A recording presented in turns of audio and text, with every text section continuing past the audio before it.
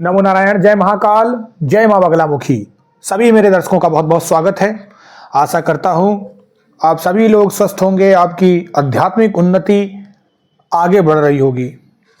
आज के मेरे वीडियो का टॉपिक है कि कौन ऐसा शख्स है जो तंत्र में आगे बढ़ सकता है, एक सफल साधक बन सकता है, एक भगत बन सकता है। कौन ऐसा शख्स है जो सभी प्रकार की सिद्धियां धारण कर सकता है, जिसको देवी शक्ति आ सकती हैं, जिसको सवारियां आ सकती हैं। यहां पर सवारी का मतलब सिर्फ शरीर में हलचल होने से नहीं है। जब आपको पूर्ण सवारी मिल जाए, देवी देवता का अंश आपके ऊपर आए, आपसे बात करे, आपकी बात को माने, आप लोगों का भला कर पाए, उस चीज की बात हो रही है। मैं एक एक करके बताऊंगा। जिस भी साधक के अंदर यह 19 गुण होते हैं, वही इंसान एक सच्चा साधक बनता है। वरना लोग जिंदगी भर भटकते ही रह जाते हैं और सिर्फ गुरु को ढूंढते रहते हैं, यूट्यूब के कई वीडियो खगालते रहते हैं। हर जगह से उन्हें निराशा हाथ लगती है, पूरी चीजें नहीं मिल पाती हैं। और अगर गुरु उन्हें मिल भी जाता है तो भी उनको ठग लिया जाता है। हालांकि इसमें उनकी गलती नहीं है, इसमें कुछ गुरु भी धूर्त और पाखंडी हो सकते हैं। लेकिन एक चीज ये भी है कि अगर आपकी साधना और भक्ति में सच्चाई होगी तो आपको गुरु भी अच्छे ही टकराएंगे। अच्छे लोगों के साथ अच्छा ही होगा, बुरे लोगों के साथ बुरा भी होगा। तो यहां पर मैं आपको बताता हूं एक एक करके कि कौन से ऐसे लोग हैं जिन्हें दिव्य शक्तियां मिलेगी, जिनके सभी काम बनते चले जाएंगे। अगर आपके अंदर भी ये 19 गुण हैं तो आप बनेंगे एक सफल तंत्र के साधक। जो इंसान क्रोध नहीं करता होगा वो एक सफल साधक बन सकता है। जो अपनी निंदा और प्रशंसा में समान भाव रखता होगा। अगर उसकी कोई निंदा करेगा तो भी उसे गुस्सा नहीं आएगा, अगर उसकी कोई प्रशंसा करेगा तो भी उसे अहंकार नहीं होगा, समान भाव होगा। तीसरा, जो सभी जीवों में परमात्मा का रूप देखता होगा, जिसको लगता होगा हर जीव के अंदर परमात्मा है। जो इंसान गृहस्थ है और फिर भी गृहस्थ के दायित्वों से मुंह नहीं मोड़ता है। ये नहीं है कि आपके पास आपकी बीबी है, वाइफ है। अगर आप एक वाइफ हैं तो आपके हस्बैंड हैं, बच्चे हैं, और आपने मुंह मोड़ लिया और भगवान में लीन हो गए।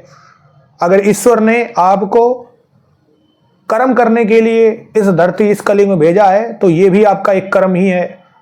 और अगर आपको ईश्वर की भक्ति करनी थी तो फिर आपको इसमें नहीं जाना था। तो अब अगर आप जुड़ चुके हैं तो दोनों को जो सामंजस्य बैठा के आगे बढ़ता है वही सच्चा इंसान है।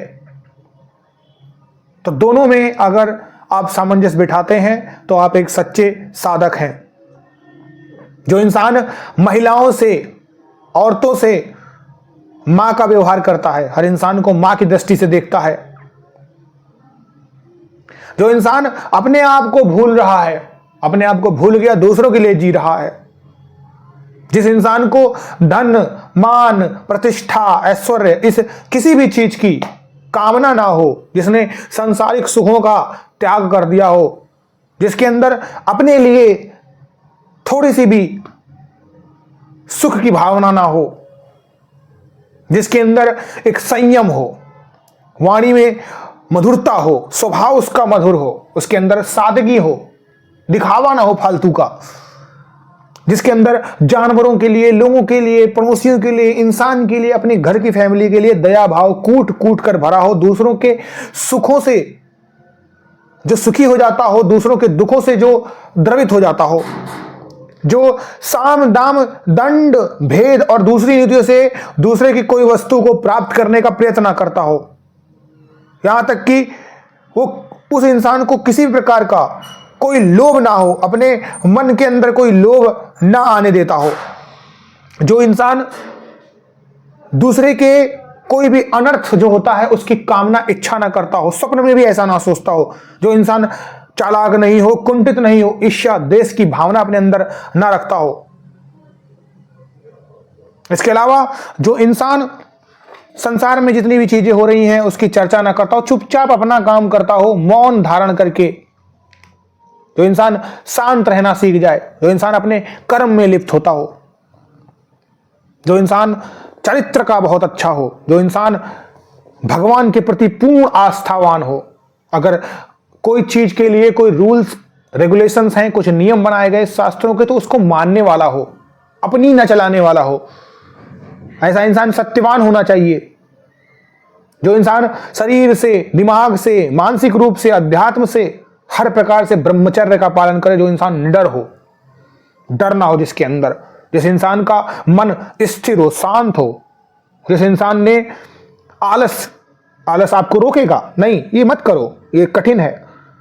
जो इंसान नींद को भी, आलस को भी, नींद को भी साध ले।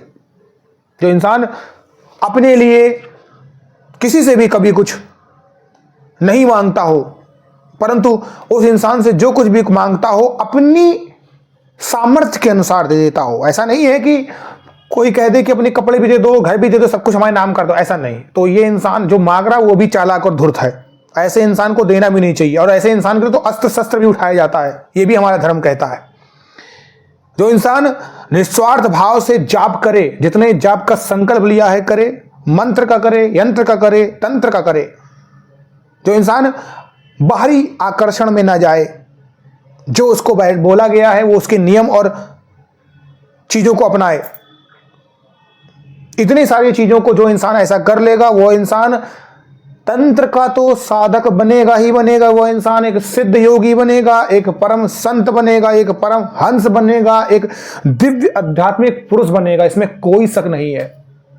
वो इंसान दिव्य शक्तियों को भी पालेगा, इसमें भी कोई शक नहीं है। तो अगर आपके अंदर भी ये 18 से 19 ऐसे गुण हैं, तो आपको इस धरती का, इस ब्रह्मांड में कोई भी सफल साधक भगत बनने से नहीं रोक सकता। सारी संसार की अष्ट सिद्धियां और 9 निधियां भी आपके अधीन हो जाएंगी। तो अगर आपके अंदर वो गुण है और यहां तक आप इन सारे क्रमों तक अगर पहुंच जाते हैं, तो आप फिर इस YouTube में मुझे नहीं सुनेंगे। आप अपने आप में एक बहुत बड़े उच्च कोटि के संत होंगे, जिसको मैं सुनूंगा। जो लोग मेरे चैनल पे आए हैं वो मेरे चैनल को लाइक और सब्सक्राइब करें। जो लोग मेरे चैनल पे पुराने से हैं उन लोगों को बहुत बहुत प्यार, शुक्रिया अभी तक के साथ के लिए। आप सब अपना प्यार यूं ही बनाए रखिए। अभी के लिए मुझे इजाजत दीजिए। नमो नारायण। जय महाकाल, जय मां बगलामुखी।